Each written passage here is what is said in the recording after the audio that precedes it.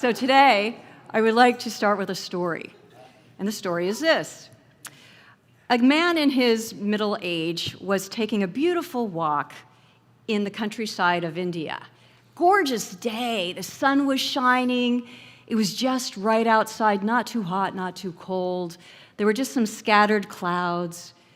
Nature was beautiful, there were beautiful trees, grass everywhere, some beautiful statue rocks that looked so interesting. He was just having a glorious day, just walking through this beautiful valley. And he kind of got lost in what he was seeing. So lost that he didn't realize that he just fell off a precipice and went down into this ravine. But he was able to catch himself on a tree limb. And so this guy's sitting there, oh my God, he's hanging by this thread of a tree. And he sees above him a tiger starting to walk around. He's like, oh my God, I can't go that way. There's a tiger, I'll be eaten up if I go up. And so he looks down, and it's jagged rocks. And he's like, my God, I can't let go because I'll be destroyed by those rocks. So in desperation, he says, God, help me. What am I going to do? I need your help. I don't know how to get out of this predicament. And so he waits for a moment, and then he hears this bellowing voice say, it is God, I am here. What is wrong? And he says, God, oh my gosh, I don't know how to get out of this predicament. I can't go up, there's a tiger. I can't go down, there's rugged rocks. Please help me. And God says, I can help you, but you have to do one thing. And the guy goes, I'll do whatever you want me to do. Please, God, I need your help. And so God says, you got to let go. You got to let go. And the man thinks for a moment, and he says back to God, is there anybody else up there who can help me? And I love this story because it teaches us the difficulties of letting go. Yes, it's a little dramatic, but doesn't it feel like that when we have to let go of something, when we have to surrender? It feels like we are just at the end of our life, that we're at such a threatened position that we can't possibly let go, that we've got to hold on tightly. Got to hold on tightly. And that's why I love our month of surrender, because this is a spiritual practice. Like David said, surrender is a spiritual practice because we accumulate a lot in this life, a lot of experiences that hurt us, a lot of shame inside of ourselves for decisions maybe we should have made, a lot of stuff, a lot of clothes, a lot of shoes, a lot, right? I'm guilty of that. Just a lot. And so surrender to me is a beautiful way to clear ourselves out, to clear the inner field, to clear our consciousness, to clear our physical reality, to let go what we're not using anymore, to let go of that which is constricting us, to have the courage to let go. It's part of our nature.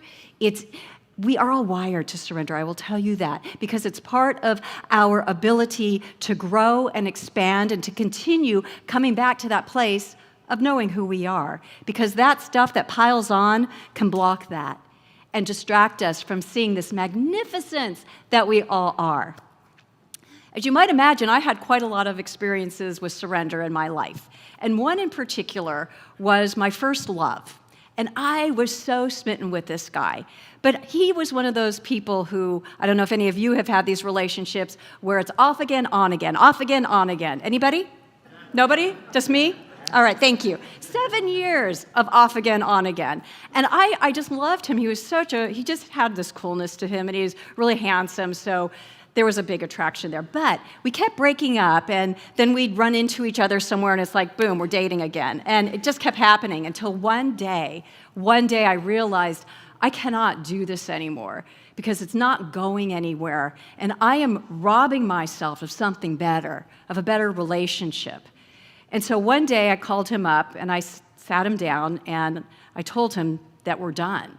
And I was bawling my eyes out. I was just sobbing so intensely, like where your heart's in it and your body's in it. And he was looking at me and going, why are you so upset? It was that moment I knew I had made the right decision. Absolutely. Yep, good job, good decision. But the reason why I was so upset really is because I knew it was done and it was never going to happen again. I had made that commitment to myself to go through this journey of letting go of somebody who was very special and precious to me. Doing that because I knew I was giving myself a huge gift, even though it hurt like heck. It really did. But I surrendered him and my life changed, and I was so glad I did. And so I think I'm ready for my first slide now. So Ernest Holmes says this, and I'm going to be bringing Ernest Holmes in a lot today because he has a lot to say about freedom and surrender. And I just thought you guys need to hear this stuff. So this is my first quote. It's, "There is something within you which is completely aware of its oneness with power, of its unity with life. Loose all thought of discord and fear and permit the true pattern to come to the surface." And I say this quote because I want to remind everybody that this is who you are. You are the perfection of life. You are the allness of life, and there is a divine pattern. I love, Ernest Holmes always talks about divine patterns. For me, I resonate with that because that's something that feels really true to me, that there is a divine pattern that is so intact inside of me. And if it is not coming out and I'm not living it and expressing it, it's because of me. And that's what I love about this quote. It's all about fear. We get really scared. Like I was scared to break up with that guy. And like the guy who was hanging on the cliff, he was scared because he was going to fall away if he surrendered. And I think a lot of us, we get scared to surrender these things because we think those things are who we are. And that when we let go, we're letting go of a part of ourselves. We might be letting go of an experience. We might be letting go of something that meant something to us. But we are perfectly intact when we surrender anything in our life, whether it's a belief. Lots of beliefs we need to surrender that are keeping us in a place of not seeing the divine pattern that we are. So I think it's important for us to remember, just always remember who you are, because when you're walking through life and something is disturbing that knowing, something needs to be looked at that needs to be surrendered. And, I will tell you, I love David. Thank you for bringing that up, and he got it from my blog. Did you? The two parts of surrender? It wasn't the first time I heard it. All right. Anyways, there are two parts to surrender. There's surrendering that which no longer serves us. And then there's surrendering to life, surrendering to something bigger. And Ernest Holmes talked so much about surrendering the lesser to the greater. Because when we surrender these little things that we're attached to, that we think we have to have in our lives, we are blocking ourselves from seeing something bigger. As David said, when he surrendered that horrible morning, when he surrendered and life showed up for him, look at the treasures he came into contact with, right? Because he surrendered. And so that's where this spiritual practice comes to life for us. And my next slide is this. Tara Brach says, "Cultivating a surrendering presence allows us to release the identity of a small, separate self and open to the truth and fullness of who we are," which is really what Ernest Holmes says. We get so bogged down in seeing ourselves as little, as not, well, I get to because I'm short. I don't mean little like short. But as being small or less than or not enough or a loser or this, we get so identified with that we're not seeing that we are beyond all of that. We are so expansive. We live in a universe, and we are a universe of unlimited possibilities. So when we surrender, when we go into the surrendering presence, the energy of letting go, we are saying yes to a fuller life. We're opening the door for truth to come forward, for this greater reality that is right there for us to bring into and live into if we would just release and surrender. And so my next slide is my talk title, which is Free Yourself. How many people like the thought of freeing yourself? Yeah? A couple of people not quite sure about that. You want to stay in the little cage? I don't. So when we free ourselves, I will tell you, it is an inside job. It's not up to people outside of ourselves to free us. We cannot keep ourselves in a state of imprisonment just because the world looks a certain way. I'm not going to talk about what's going on in our world right now. There's always a lot. By the way, there's always something going on in our world. There always is. Always. What is ours to do is to manage our consciousness through it and to see possibilities for goodness to come forward. But to free ourselves really depends on us. It's our work to do. It doesn't rely on anybody or something to change for us to free ourselves. I was thinking of Viktor Frankl, who wrote Man's Search for Meaning. Is that it? Man's Search for Meaning. I mean, this man was in a concentration camp, and he was able to get his consciousness into such a place where he felt free because he knew that those who were holding him captive could not take away his thoughts and his heart and who he was. And so he was able to feel free in that circumstance. And so we've got it in us. We can do it. We can do it. And my next slide is Adyashanti. I got to bring out all my favorites today. I'm so excited. As long as you perceive that anyone is holding you back, you have not taken full responsibility for your own liberation, right? We don't blame outside. We don't blame outside. If we want to be liberated and free, it's on us. He says liberation means that you stand free of making demands on others and life to make you happy. We are responsible for that.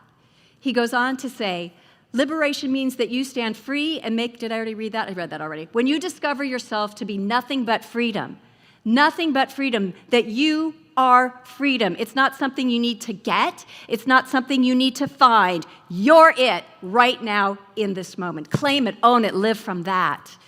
When you discover yourself to be nothing but freedom, you stop setting up conditions and requirements that need to be satisfied in order for you to be happy. Does anybody have those requirements? Right? I need this, I need that, then I can be happy.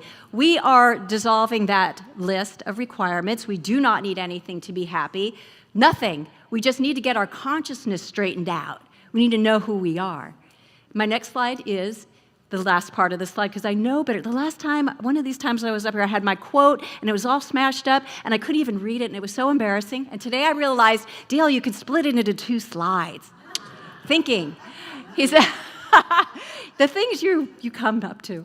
It is in the absolute surrender of all conditions and requirements that liberation is discovered to be who and what you are. Then the love and wisdom that flows out of you has a liberating effect on others. So this thing we're doing to free ourselves, we're not the only beneficiaries of it. Everybody wins. Everybody feels your liberation. I always tell this to people. When you expand yourself, when you live from a place of knowing who you are, you don't need to proselytize out there. You don't need to try and convince people of your magnificence or of science and mind principles. Your living it is communicating absolutely perfectly to others. They know what you've got. And they may even ask you, as Dr. Lori would say, I want what she's got or he's got. Right? So living in that liberates everybody. So when one is free, we are all free. And my next slide is Ernest again. He says this, we should seek to disentangle our imagination from the material man and join it with our contemplation of the spiritual man. The spiritual man is perfect. The spiritual man is continuously remolding and remaking the material or physical man. And, Ernest, yeah, I'm sorry, he said man all the time, but it's ladies, it's us too. We're all that. And I really I love this quote because it talks about the power of the imagination. And in our world today, we're allowing our imagination to get captivated by some really negative imagery and words and ideas that are just captivating us from not seeing the wholeness of life and the amazing beings that we are. And so for us to use our imagination in a whole different way, to see ourselves as that spiritual wholeness, that unlimited energy that is always vibrating, always moving, to know that is true freedom, and to never forget that. And so as we know who we are as, and I know he uses these words, spiritual man, physical man, it doesn't matter. We are divine in all ways. We just express in different modalities, energetically, physically, emotionally. And so in this knowing of our spiritual perfection, we are giving rise to a physical reality that is just in alignment with that truth. And my next slide is this. Dr. Lori, whose birthday is today, by the way. Dr. Lori, will you please stand up? This is my friend, Dr. Lori, and this is her favorite quote. This is her favorite quote. And you know what, Dr. Lori, I think it's mine too. When I got the picture there with it, I was like, oh my God. So this is a great quote about us. The person who can throw himself with a complete abandon into that limitless sea of receptivity, having cut loose from all apparent moorings, is the one who will always receive the greatest reward. And isn't that beautiful? Do I need to say anything more? But I will. I do love this quote so much because it really to me, it feels like freedom and what Dr. Holmes is saying about our potential. And one of the most wonderful things about this is I know many of us have just come up in life with a feeling or a consciousness of limitation and lack, that we see this world as not having the resources that we need to thrive and be happy, and that is so not true about us. And when Ernest Holmes says to abandon ourselves into that limitless sea of receptivity, to know that when we break through the moorings of limitation, of not thinking we're enough, of thinking we're less than, of not thinking that we are able to get our good, when we release ourselves and surrender ourselves from that and see that this is an endless sea of abundance, of prosperity, of wholeness, of wellness, when we get that, we open ourselves up to be the receivers of that, and that is what Ernest is trying to tell us. When we can just surrender to that and know that and claim that, that sea of good comes into our lives because we have said, yes, I am the receiver. And my next slide is Ram Dass, another good one. Ram Dass says this: the heart surrenders everything to the moment. The mind judges and holds back. And I always love to talk about the heart, right? I love to talk about the heart because we don't give it enough voice in our lives. I know there are people that are working on that, as am I, but I say pull the volume up higher on your heart because your heart knows, it knows where to go. It knows where you are to be of greatest expansion of potential. The heart knows everything. And when we surrender to the heart, when we surrender to its wisdom, when we surrender to the path it's pulling us onto, and don't allow that mind to bring its judgments in, because you know what? It doesn't know what's best for us. It is a helpful tool, the mind, but it is not the guiding light. It is not our North Star. This is. So let your heart surrender and tell your mind to go, whoop, don't need to weigh in on that. And my last slide is this. The divine plan is one of freedom. Bondage is not ordained. And I love this Holmes quote because we are not born to be imprisoned in our consciousness or in this life. We were born with all the tools and all the energy and all the ability to live a free and powerful and expansive life. That is what is God ordained. That is what is for us to live into. And if there's a disconnect on that, then our work is cut out for us to be able to pull away what we've conditioned ourselves to believe about ourselves, that we aren't this and we aren't that. Time to get rid of that conditioning and come into a place of surrendering to the greater life that you are. Surrender those beliefs that are not serving you anymore. You do not need them. Say bye-bye. Say hello to life. Say hello to unlimited energy. Say hello to your inner vision that wants you to do more and be more and to live from the heart and to be everything that you are here to be. Because like a thumbprint, we all have a different energy that we're bringing into this world. And I'm telling you, all of you matter. Every single one of you. Every single one of you online, you all matter. And it is for us to bring that up, to no longer hide from it, to surrender everything that keeps us from being in the state of freedom that we were born to live into. Happy 4th of July, everyone. Thank you.